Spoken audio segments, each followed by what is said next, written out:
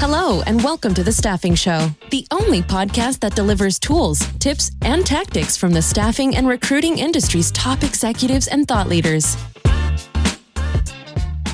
Today's podcast is brought to you by Staffing Referrals. At Staffing Referrals, we understand the challenges your agency faces every day. From finding high-quality candidates and clients to automating your recruitment process, our platform is designed to help you grow your agency faster. Imagine a world where your agency can automatically build your talent community, improve your recruiters' productivity, and automate manual processes, all the while improving the candidate experience. But don't just take our word for it. Here's what a few satisfied customers have to say. Our referral program boomed after partnering with Staffing Referrals. The technology allows us the tracking, communication, and reporting our traditional referral program desperately needed to unify and expand. Can't imagine our business without it. Are you ready to transform your staffing agency? Let's reduce your dependency on job boards, deliver the experience your candidates expect from a modern business, and turn your talent pool into a competitive advantage. Visit staffingreferrals.com and get ready to grow. Hello, everyone. Thank you for joining us for another episode of The Staffing Show. Today, I am super excited to be joined by Robin Mee, CEO at MeeDerby, and Kim Whiteley, the president at MeeDerby. Robin and Kim, thank you so much for joining today. Thank you, David. Thank you for having us. For those of you that don't know Robin and Kim, I'd love to start off with some introductions, though I feel like if there's anybody that's well known in the industry, it's the MeeDerby team. And to kick things off, could you just tell us a little bit about your guys' background and how you got started in the staffing industry?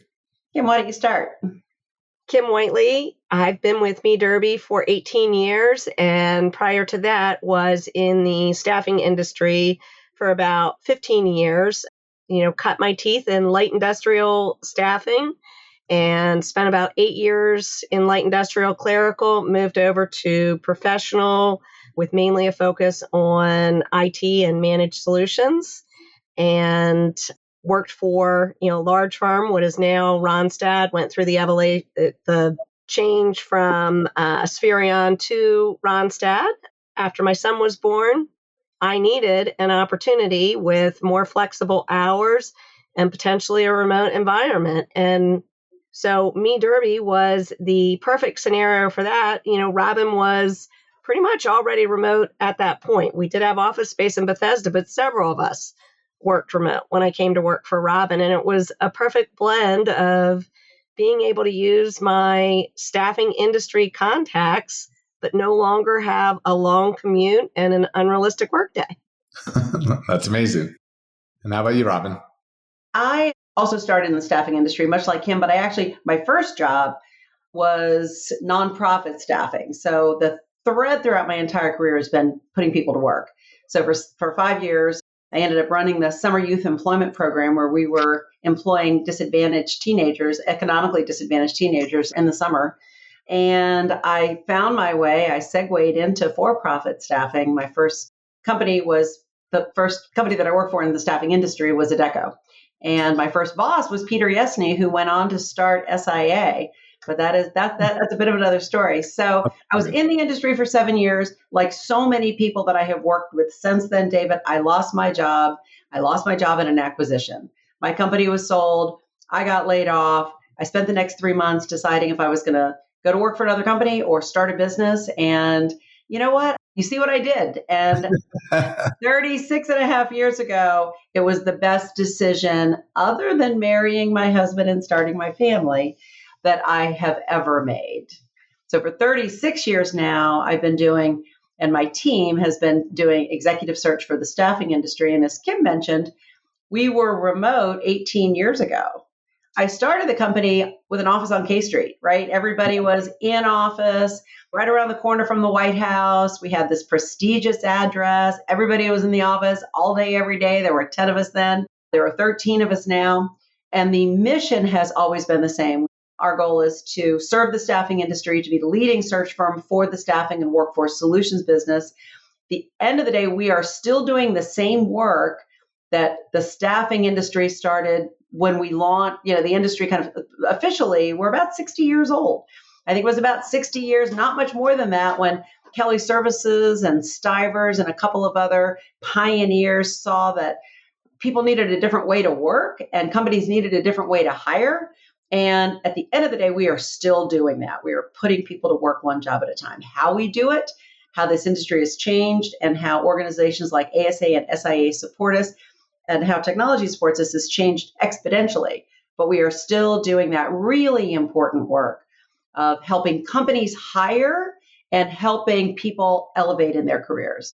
That's amazing. And I know you jumped a little bit into what MeeDerby does today. And also that's both of you have amazing careers, and it's great to hear kind of your background and how you got to where you are now. When it comes to MeeDerby specifically, so you're doing the executive search. Tell us a little bit about who you're working with and how you approach the partnerships that you have. Sure. So our clients are everyone in the workforce solutions ecosystem. The majority of that are staffing companies. Yep. And those companies are across every discipline. They're all over the United States, do a little work in Canada, a little work in Mexico, but really North America. We are working with startups, companies that are startups to some of the largest global firms. And we are 60% of the work that we do is we're placing managers in those firms. 20 to 30% is placing executives. And then the remainder are placing individual contributors. 2 years ago, we started a division placing sales and recruiters. We had done it as a one-off for a long time, but we institutionalized that 2 years ago. So the executive search is we do that on a retained basis. The management and the sales and recruiter search, we do it on a contingent basis. And there are 13 of us in the company. So we're a search model as opposed to a temporary staffing model. Back to our clients, in addition to staffing companies, we've got firms that are really workforce solutions, RPO, BPO, MSP, VMS. We've also got a growing number of HR tech clients. So these are companies that are platforms. They are using technology to put people to work. In some cases, they are just the technology platform. In other cases, they are staffing companies that have either built or bought technology that they are using to run their companies, deploy their talent, and provide a different kind of experience to both the talent and the client. But it's all staffing all the time here at MeeDerby, David. I love it. I love it. And one of the things that this is from previous conversation that we had, but I hadn't thought about. You guys mentioned you've even worked with private equity companies where I think you had a story where you had replaced almost the entire executive team. Yeah. So our client, if over 50% of our clients are private equity owned, or we're working directly with the private equity firm, and often it is a combination. So we just completed a president search and a chief revenue officer search. And in that particular case, it's a healthcare staffing company. We worked with the private equity firm and the executives at the staffing firm to make sure that the correct hires were made. But yes, in some cases, we have over time, again, whether it's working with one of those two groups, often in collaboration, it may be a single executive, it could be an entire executive team. But there's a lot of private equity money in the staffing industry. I believe, don't quote me on this, that a staffing company has not actually gone public in something like 20 years. But all of the investment has been coming in through private equity. Private equity, yeah, that makes sense. I feel like the majority are owned by a private equity or being bought by private equity. or even several private equity entities. Yeah. Right.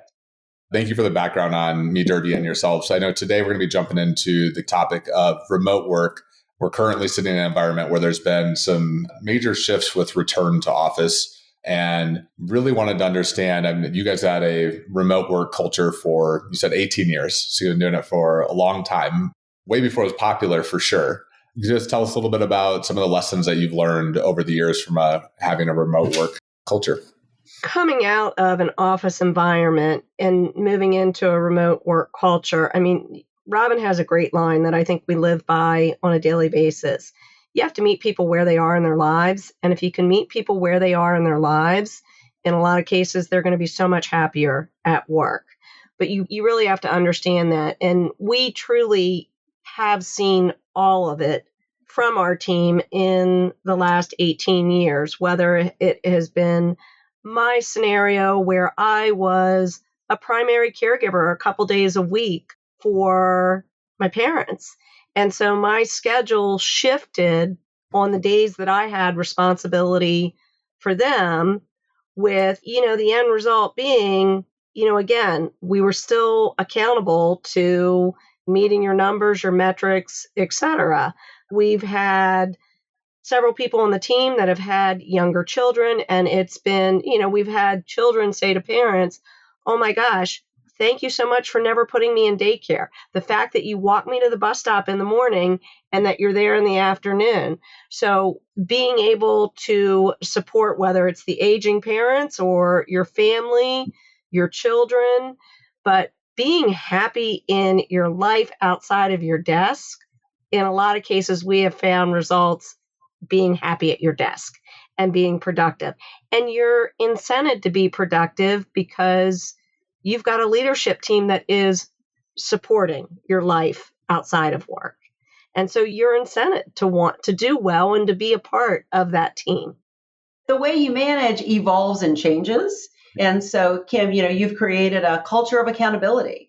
And so it really isn't about the fact I can see you down the hall at your desk from, 8 to 6 or some iteration of that, but that you are meeting your goals and expectations and that your team is able to count on you and collaborate with you. And it doesn't matter where they sit.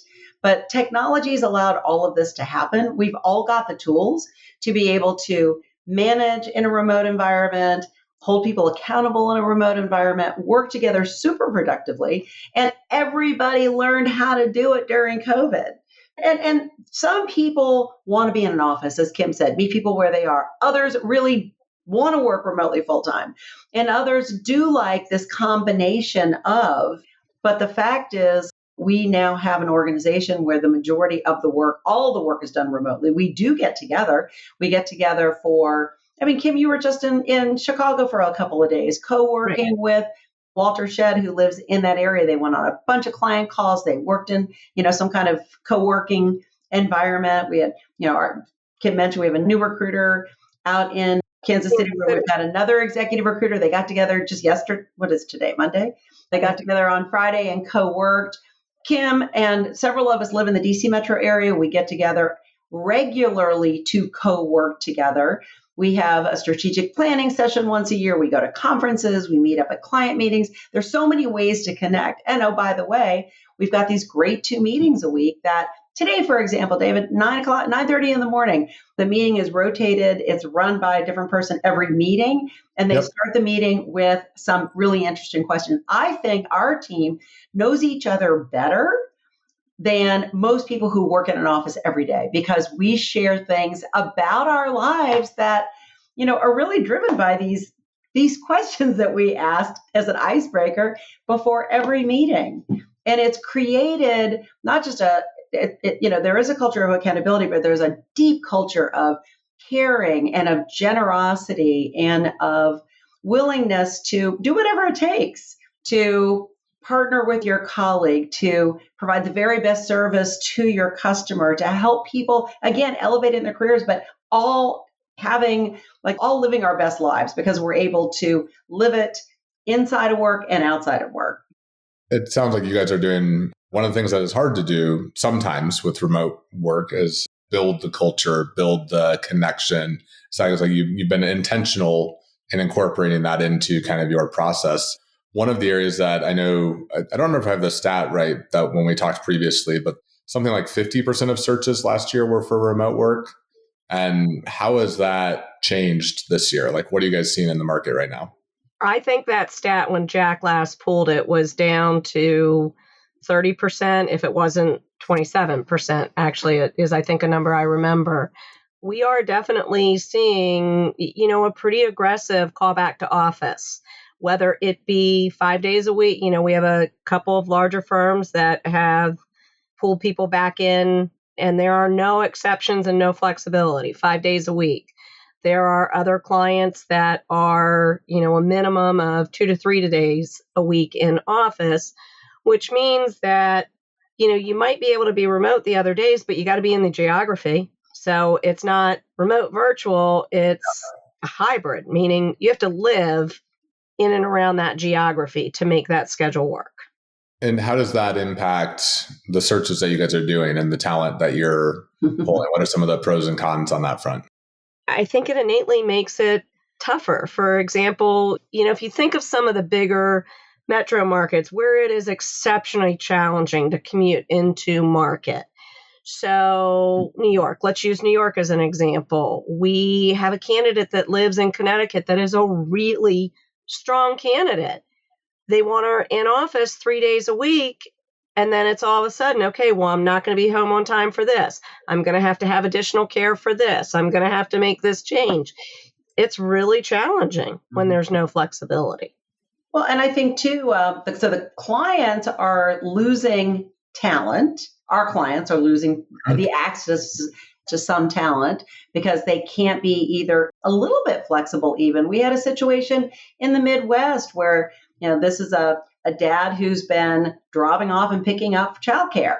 And while he was, and this has been going on for the last several years, probably since post-COVID, and he really wanted this job and he was willing to give up one of those, though he could partner with his wife and she could do either the drop off or the pickup. But the client said, no, you've got to be here when we open and you can't leave until this time. And there is no flexibility. And he had to say no. So not only do I think that our clients are missing out on some talent that they would otherwise be able to hire, but also you have people who are going to leave jobs or are leaving jobs or are planning to leave a job because they're either work schedule and or flexibility. I mean, in the case of this candidate I'm talking about, it wasn't about he wasn't willing to do the hours. It was that he needed a little flexibility. Once he did that pickup, he was happy to work from home for the rest of the day into maybe even some extended time for the time that he would have been taking off. But I don't know. So losing talent and then also losing internal talent. Yeah. And then that's impacting tenure. Yeah, it's interesting. I have friends that are in senior roles who are experiencing the okay, we're doing 1 day return to office, which is just the stepping stone towards 3 or 4 days. And they've literally said, once it gets to 2 or 3, I'm going to leave. Yes. And they're the most senior people. Yeah. And it's is that worth it? And there might be some small productivity gains and some small wins of having some in office and depending on how you're approaching it, but also the turnover and what's the cost of the turnover. Because I think the attrition rates go through the roof when you're trying to force that onto somebody. So it's interesting. It's interesting to see the major shift towards return to office simultaneously seeing data. There's a lot of data that points to the alternative or hybrid being more fruitful. There's been a lot of research on this recently. SIA reported not long ago, October of 24, that women in particular, they want to stay in their organizations. They are committed to staying, but flexibility and work-life balance are the two most important things, and then followed by opportunity. So that's what's going to keep them there, but it's also what's going to make them leave if they don't have it. So is it worth it? I don't know. It's not worth it at MeeDerby. We know that. Yeah. We work really, really hard to manage the company so that, and make a priority on creating a culture that is supportive of our team so that they can live their best lives and have a big career, but also have the kind of work-life balance. And it doesn't have to necessarily be family. It could be anything outside of work, right? Honestly, it could be golf. It could be a master's degree. It could be travel. It could be whatever is important to them. But bottom line is we are seeing a massive return to office initiative. Yeah. How does this trend play out in the different verticals? Are you seeing major adjustments between healthcare, light industrial, professional, or is it just across the board? I would say light industrial. And in a lot of cases, a lot of light industrial staffing firms, David, never went home, so to speak, during COVID. I mean, a lot of them were still in office because, prior to COVID, they had not gone paperless or electronic in a lot of the things that they need to do from a drug testing background check, that kind of thing. So a lot of light industrial was still in office. And we still see light industrial that is largely in office 3 to 5 days a week, if not a lot of them being 5 days a week. From an IT staffing perspective, we have definitely seen, and there's been big publicity around, the reopening of branches, as they've called it, and the return to office. So we are absolutely seeing it in the professional staffing space as well. And again, anywhere from 2 to 5 days a week as a requirement. And how are you guys? Because I mean, I think there's a clear disconnect between what staffing firms are saying and actually businesses as a whole, right? The RTO is not just staffing. It's a major trend across the board right now versus the employees saying, we don't want to do that. Like the disconnect of, we actually want flexibility. We value flexibility. How are you guys seeing that play out, or how are you guys managing through that with your customers? I think we give them feedback. We try to set expectations accordingly. When we're doing a search, if it is depending on what the work environment requirement is, it is going to take longer. We're not going to say we can't fill the role. We can. It's just going to take longer to identify the candidates that are going to be the right fit, right? And there's so many boxes to check. But those candidates that are looking for remote or some flexibility or some kind of hybrid environment, they will find it. It's just a matter of time. And those companies that want to hire 5 days a week in the office, they will hire. It's just going to take them more time. But we are going through this kind of it just feels like there's change everywhere we look. And this is one of those drivers of change. Yeah. Zooming out a little bit on this, I mean, it just feels like the trends of who has the power in hiring and who needs the job more. And 3 years ago, I would pay my senior developers whatever they asked for. And now the world has shifted a little bit. And, you're kind of seeing this like swing in the pendulum back to, the businesses have some control. And I think that's kind of like, we haven't figured out where it's going to land yet in the middle, but swinging pretty hard both ways. Well, and they're saying that too about the unemployment rate, right? That there's going to be more talent on the market. It's swinging towards an employer market all over the country. Just the cuts in the federal government. I've recently read 1.3 million people will be impacted. And that's not just federal government employees, but it's also private sector employees that are in government, adjunct, they're contractors, et cetera. And they're not just in Washington, D.C., maybe 20% are in the D.C. area, but they're all over the country. And this is putting talent into the market. And by the way, I do want to say that there are people who do want to work 5 days a week in an office, but it is about finding the right environment. And I think it is just going to take more time for everybody. The people looking for a job to find the right work environment, the companies looking to hire, finding the right people based on what their requirement is. I mean, at MeeDerby, we've hired people that had never worked remote before, and it has taken a little time. Even with our most recent hire, she had not worked remotely before. So it is a different way of working. It's a different way of managing too. My team has been remote for 12 years. So I'm also in the same boat. I've only had remote. I've had a few people in Denver over the years, but we meet up once a month, once a week, depending on who it is and what we're working on. So I've been a proponent of let's find the best person, period, and let's focus on that. That said, I get tired of Zoom. I get tired of being on Zoom all the time, but I also feel like the talent side of it outweighs the other approach. But when it comes to kind of your guys' approach to the executive search, it sounds like you're educating the customer, you're educating the talent. Is there anything else that you guys can do to kind of bridge that gap, or is it kind of at that stage right now? Well, I think it is opening the lines of communication on both sides from the very beginning of a search and really understanding what's important to the client. And quite honestly, if a search is starting to drag on because there are requirements of in office that are more rigorous than what we're finding in the market, it's like Robin said, being able to share that and walk them through that. And same on the candidate side, really understanding what's important to the candidate from that very first interaction and continuing to keep those lines of communication open throughout the search process.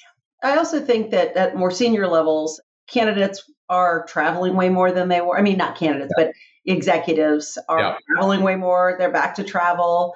I think there is more flexibility at the executive level to work remote, unless there's not. I mean, it really does vary. In general, though, if there's a candidate that a company wants to hire and they are a remote candidate, I'm speaking at an executive level, most often a company will work with the candidate, that person that they want to hire, whether it's getting them an apartment in the location, working out a travel schedule that works for everybody. Because often, particularly when they're sales leaders, They're in front of customers. They're traveling with their sales teams. They're not in office anyway. And we saw that before COVID too. Yeah. When it comes to your guys' kind of your approach on the executive search side, I mean, I've known the MeeDerby name for years from the Wi-Fi. That's the first thing that pops into my head is the Wi-Fi password from years and years ago when I was back at Travelers Haven. But one of the things that we talked about separately was that you guys have a very collaborative team approach to hiring. I think you guys have been in the industry long enough to be well networked and have access to talent. But could you tell us a little bit about what your approach is when you get an executive search? So somebody comes to you and says, this is what we're looking for. How do you approach that in a unique way? Probably the recent searches that Robin talked about, we had a very specific strategy in mind in meeting with the client and within meeting with the teams that were going to manage the searches. We worked with the client to come up with a very defined list of companies that they wanted to see people out of. And the first part of the strategy is researching all the right levels in each of those organizations that they want to see people out of, and then going after those people, so to speak. But a lot of those people are in our network. We are in a unique position that, we are about as well entrenched in the industry as you could be between our relationships with SIA, ASA, TechServe, and in a lot of cases, talent reaches out to us when they're just thinking about kind of dipping their toe in the water. So our first resource is almost always our connections. Who do we already know? And then, we've often said it often from there becomes kind of 6 degrees of separation. We may not know the executive at that firm, but we know somebody that knows them and can typically get an introduction.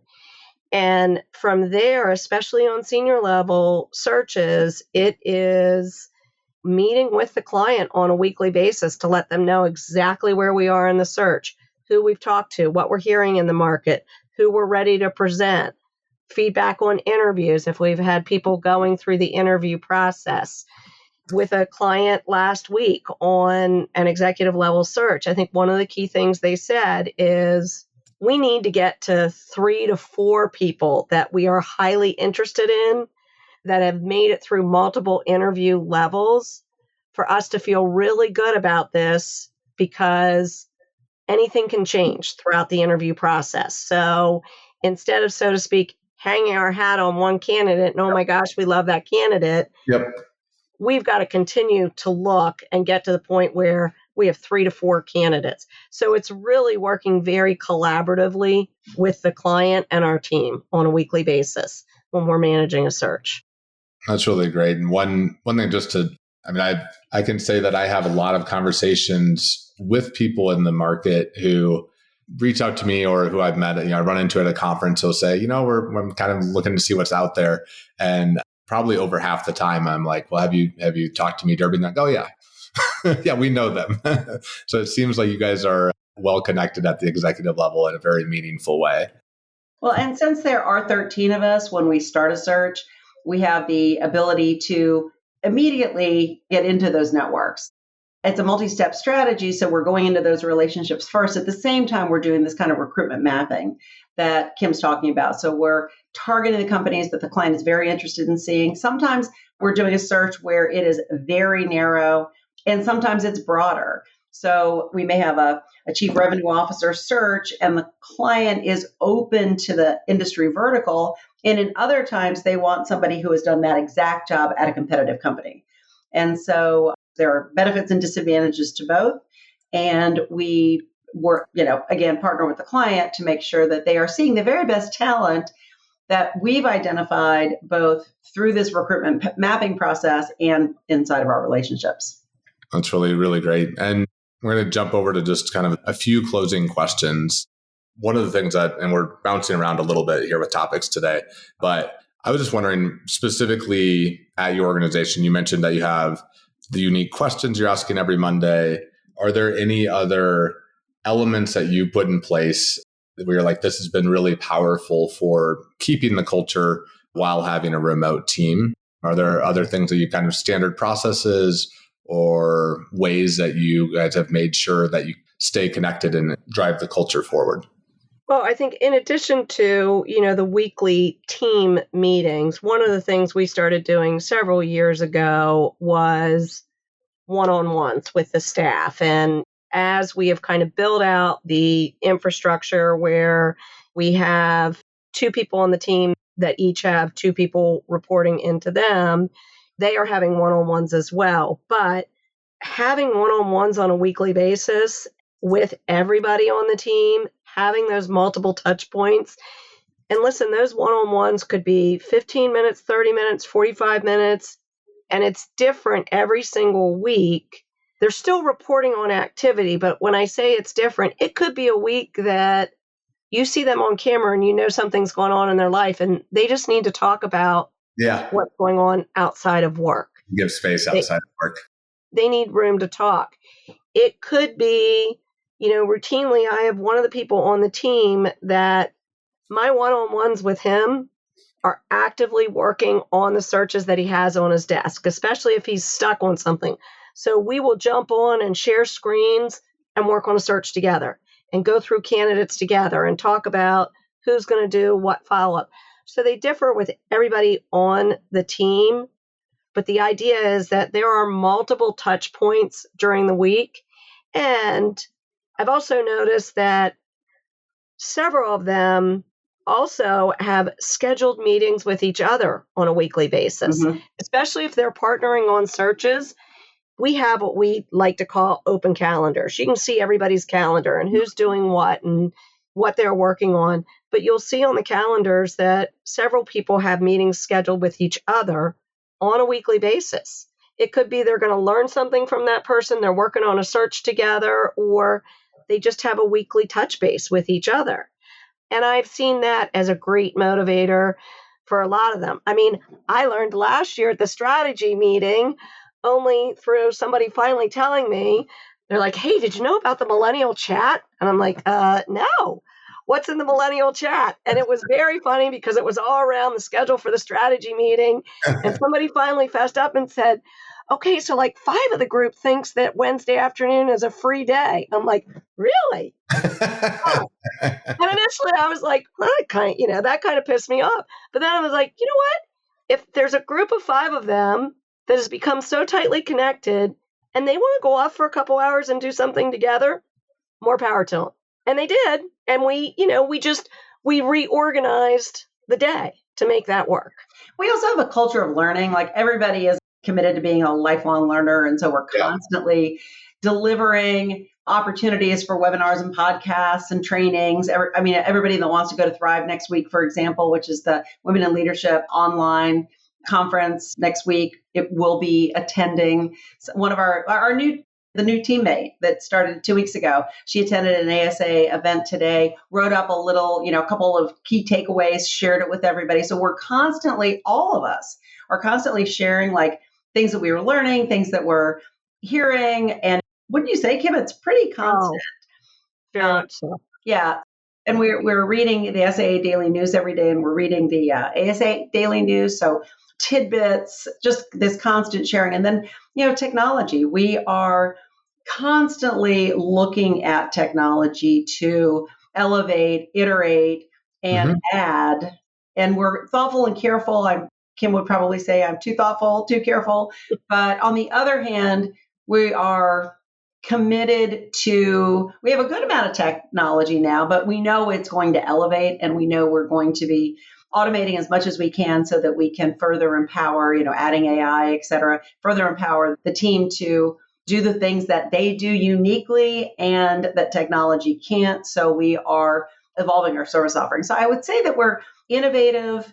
We are constantly learning, and that includes like changing up our processes, like making sure that our processes are tight, making sure that they are easily, not only that everybody's using them and constantly iterating them, but also that as a group, we're doing the same things in the same way so that we can maximize performance and also do it at the same time in this remote environment. So everybody's able to drive their own professional goals, their financial goals, company goals, all at the same time that they're evolving professionally. And we're in a fairly flat business, right? I mean, recruiters and salespeople and managers, I mean, there's different levels of those, but I find that I'm committed to helping our team elevate inside of their own positions. And I'd say I'll leave you with the fact that we learn something new. I learn something new every day. And I think that everybody in the team, like we're constantly learning from our mistakes, from our successes, and we're sharing that information so that we're all elevating constantly. Sounds like you guys have built a culture with a very strong growth mindset, which is the best type of culture, I absolutely love that. With that, do you, in terms of like the future of work, do you see staffing flexibility continuing to dominate? Do you think that the return to office is going to win? Do you think it's going to balance out? What do you see over the next few years? I'm hopeful that it will balance out at the end of the day. Listen, I grew up in the staffing industry, going to an office 5 days a week. And, when you look back at that, I mean, in a lot of cases, when you were just starting your career right out of school, that's how you met people. That was your social as well. So I never want to diminish the value of being in an office. I just think there are, alternative ways to work as well. And if we go back to meet people where they are and where they need to be in their lives, it just, as you've said, David, it's not only the right thing to do, but there's data behind its successes. Absolutely. And I would just say that, I just feel like we are in kind of an uncertain time right now.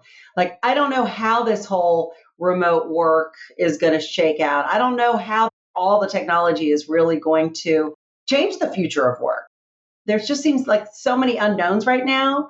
The industry has had 30 months of, let's call a spade a spade. It's been a downturn and everybody's trying to figure it out. And so I think that we all, at least I am focused on us doing our best every day, us serving the staffing industry to the best of our ability in so many ways, not just helping companies hire and helping people find work, but also the industry at large. I do think the future is this technology embedded service offering that is not going to replace people, but I think we are going to be like our service levels will be enhanced. In executive search, our touch points are already high. So I don't know that it's going to impact us so much, but I think it's absolutely going to impact the way staffing companies serve their customers and their talent in a way that is substantially different than the way we were servicing both those groups 5 years ago or 10 years ago. So we're not going away, but I do think it's shifting. And I think all of us need to be flexible and we need to have a growth mindset and we need to have an open, flexible mindset to help us get to where this next iteration of staffing goes, but also our teams and our colleagues and our industry in total, because I think we are at a place of change, possibly unlike anything we've ever seen. Absolutely. I think it's changing faster and changing more than ever before. And also everybody's trying to figure out what works right now and Okay. And I'm going to just give an example. The whole idea of calling somebody versus sending a text or sending an email. I heard something recently, like in the last week, about the fact that we need to schedule phone calls now, where, come on, the way we all did our business, all our work, it wasn't even this. It was this, and it is not. I mean, I've got pictures of myself from like my first job at Adecco. Literally, I'm like this, and it is not the way we do business anymore. So again, I'm just going to leave with. Well, somebody on our team, Robin, actually said, I had given them like a call list of 12 people, and the response was, well, that's just a change in the way we recruit. And I was like, why? Just. You got a phone number, call them. Calls still work, but a text 5 minutes before it can help. Right? Even with almost everybody. Everybody. Like I was talking to trying to get a call with somebody at SIA last week, and they couldn't reach me. I couldn't reach them. We had to schedule it. We just scheduled it for 5 minutes later, but we scheduled it using text. So, we just have to be. We have always talked about the industry being an agent of change. And I just think we got to strap on those seatbelts because it is like such a period of change. All fronts right now, there's a lot of change happening. So completely agree with that. with that, are there any closing thoughts that you have with the audience you'd like to share? Be open to collaboration and be flexible wherever you can. Yeah. And I also think that we need to focus on what we do, which is putting people to work, and utilize all of these other pieces to help us grow, to help us be better, do better, and continue this evolution of work. Absolutely. Well, Robin and Kim, I really appreciate you guys joining. Your insights were excellent. And if you guys are listening to this and you run a staffing firm and you are looking for help, these are some people you should reach out to. So connect with them. They know what they're doing. Thank you guys so much for joining today. Thanks, David. Thanks, David. Thanks for listening to The Staffing Show. Don't forget to sign up for our newsletter at staffinghub.com to never miss an episode. Until next time.